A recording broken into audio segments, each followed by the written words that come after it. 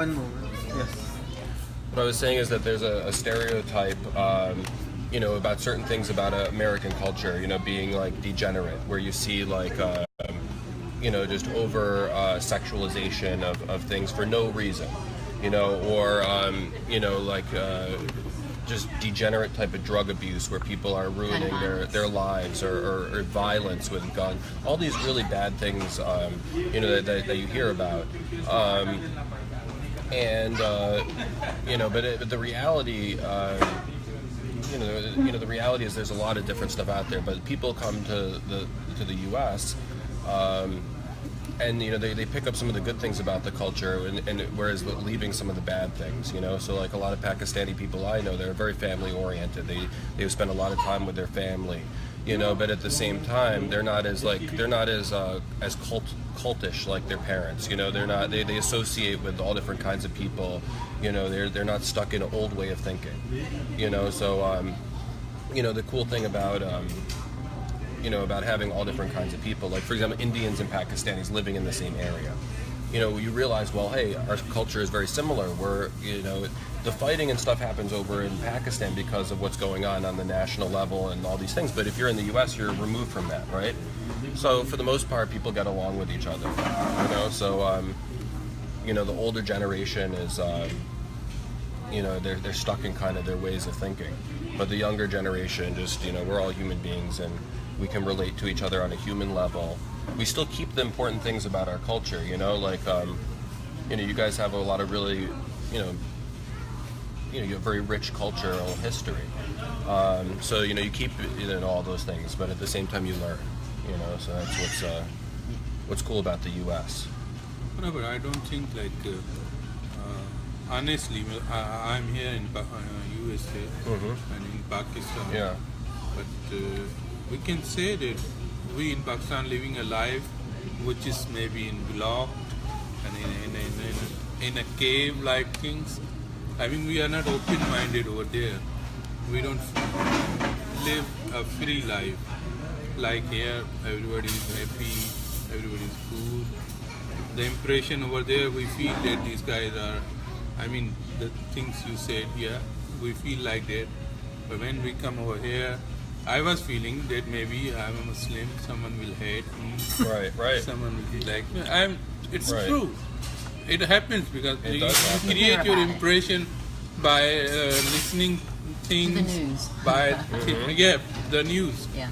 But when I find it's quite good, everything, and even much better because everybody living nice life, everybody is happy, everybody is cool-minded. And now in Pakistan, when someone sits in a restaurant, he will be breaking the utensils. Come, give me this, come, this.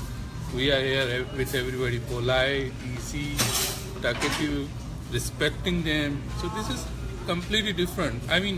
In some, it's not necessarily me, but there are our Pakistanis who sit on a table and they shout, "Oi, idhar aa, kya hai, khana nahi hai?" It happened. Because they have, over here you can't do this to them. Very simple. And in harassment, but you can, in some restaurants they will still do it.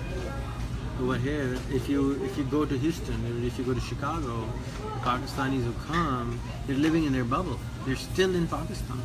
They're here for 30 years. They're still in Pakistan. Like Italian, if you go to Little Italy or Little Chinatown, the Chinese are doing the same thing they were doing in China. They don't even speak English. Pakistanis here living don't speak Urdu, they don't speak English. Taxi drivers in New York, they don't speak English, majority of them. So it's good and bad everywhere, but here the culture majority is like open-minded. They would never judge you. When you go to Pensacola or you go to another town, when you go to even a supermarket, they will say, "Hi, how are you?" In Pakistan, nobody does that. No, nobody does it. Why not? I was in UAE, and whenever in the early morning, my office was in 2454. Right. So whenever I go there, every foreigner is doing, "How are you? How was your weekend?" Asking me the plans. What is your plan for the weekend? But in Pakistan, we don't ask anything at all. Things change when you change. So when I went back to Pakistan, the first thing I noticed was the saying, nobody says hello. So I started doing it. And when I did it, two strangers, and then they replied. They were like polite. They were like, I can't start because people are scared of everything they have never done before. So it's our responsibility who have been exposed to do it more than others. That's the problem. And it's a long process. It's a long process. You know, like Rehan, like I feel the same way. Like when I was in India, the annoying thing when everybody presses the horn, you know, all the time. Oh my God, you know, it's just craziness, like chaos.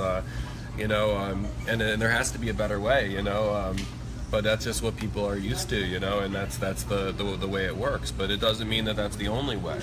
You know, people have to try different things. You know, and that's. You know, that's probably what's happening, and that's what's so cool about the internet is you can expose people to different things without having to physically leave, you know. But there are limitations to that too, you know.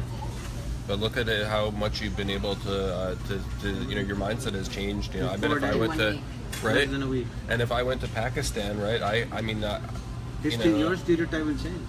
But you have already been exposed to so many Pakistanis. Exactly, you know. So before we met, like even on Facebook, I don't even remember how we met on Facebook now. Yeah, do you remember? I added you because I saw that you were doing this VoIP stuff, and I was just reading all this stuff, and I'm just like, what is this? This is like a whole world, you know, of interesting stuff. But yeah, no, I think you added me. I added you, yeah. And now you have like 1,000 Pakistani followers. Yeah, I have several. I have quite a few. I have a lot of friends. I have several Pakistani friends. I have a lot of people who are not Pakistani. I have friends through Rehan that are from Africa, people from Somalia. So yeah, India, all over the world, Dubai. So you know, I'm a little more picky in terms of who I accept. You know, and now, you were. Yeah, in the early days, I was accepting a lot of the friends that were coming by, but now, you know, it's an interesting experiment, and I think it's pretty cool. But yeah, the Facebook is a really powerful tool. Yeah, you but added I a lot of think, foreigners on your Facebook.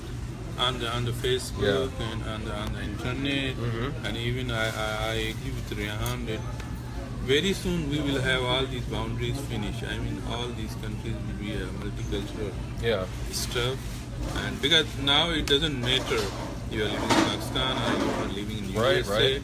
Even if you have a perfect mindset, you can play the market of USA. Right. Who are these kids that, like, some of them have built, like, you know, some Pakistanis who have built, like, apps that have got a bunch of downloads and they made money on the App Store just making mobile apps, right? Yeah. So now what How is the cool is biggest that? challenge in Pakistan? And here, what is the biggest challenge? For me, the biggest challenge for Pakistan is the education. Education. The mindset. Mindset. And I mean, education. someone Not talks education. with you, he has The mindset lack of believing. The The mindset. mindset. The moment you stop thinking or believing that you are Pakistani, you have certain possibilities and you are certain not. Of course there are, but once you get rid of that mindset, you can go on Udemy and learn exactly, you can go on edX, you can go on Coursera and learn exactly what these people are learning. But because why they don't majority learn? because the majority here also don't know about it. I have been to educational institution, university, they don't know what edX is. They don't know what edX is. The edX is not doing a good marketing job. It's not just in Pakistan, it's not also doing a good marketing job over here, but they just don't know it. Most people in this country don't know what Fiverr is. Most people in those countries don't know what freelancing is. They don't. A lot of people do, but a lot of people don't. Most don't. Yeah, most don't. I mean, the one who don't know it, maybe 10% know it. 90% are totally living in an oblivion. Like this guy, he doesn't have to work here for $10 an hour. These people are working here, they could change their life. But some people could see that as an opportunity. The fact that so many people don't know about something, you know, is an opportunity to, you know, to teach and to educate people. Like I because do, there I really is- believe that. There is a lot of opportunity. There's a lot of opportunity for people, and the interesting thing is that you know, it doesn't have to be a brain drain where people like immediately they get something going on and they move to Europe, or they, you know, Pakistanis, they move and then all of a sudden the smartest and the best and the brightest leave the country. You know, you can be working on the global market, getting paid, supporting your family. I think it's so cool when Rehan like sees a store or something like a franchise, like someone should do this in Pakistan, because if you have the mindset to do that, if someone wants to build a Bed Bath & Beyond or whatever in Pakistan, if they really wanted to do it, they'll do it. You know, and And The problem is yeah. not the education, it's the mindset. It's already set in a way. And because, as you said, you were thinking of Bitcoin as MLM because you were. So people don't let go of the past, and they can't learn unless they let go of what they know. So the biggest challenge of our time is not.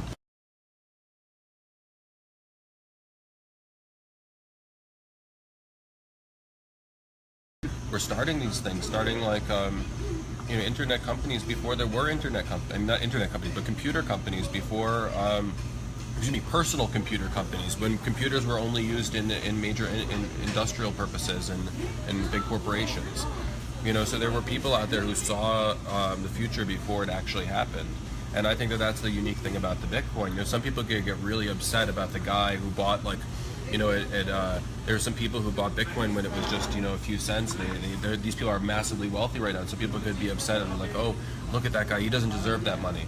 But he was smart enough to learn about it and to do something before anybody else did. So he should be the one to reap the reward, since he was he took the chance on it, And even Apple, when Apple they introduced a tablet, everybody was, against it.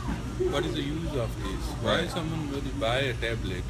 And exactly, there were thousands of the articles that why someone want to do something on a tablet.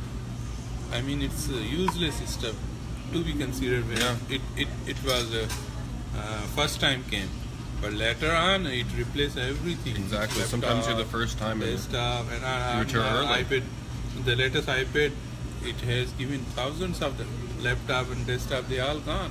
Right. Finished. Well, I think there's a wealth of opportunity for U.S. entrepreneurs to go over to Pakistan or to go to China. Also, I have friends.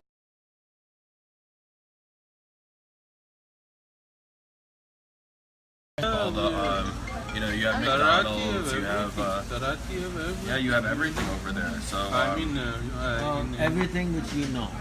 And there's a lot of it which doesn't exist, which because you don't You know. have the Now- chance to do it now better. than Dubai's you've done milk it. is over there. Brand new. Right. Dubai's milk is over there in Karachi. I understand, Those, but- they are selling all the milk which is available in Dubai. They are selling in Chance to Karachi. do okay. better there. They are just importing Is that India and is milk something that's hard to find in Pakistan? no, No. but some people are They're trying to buy a premium product. It's a premium yeah. Hello. Yeah.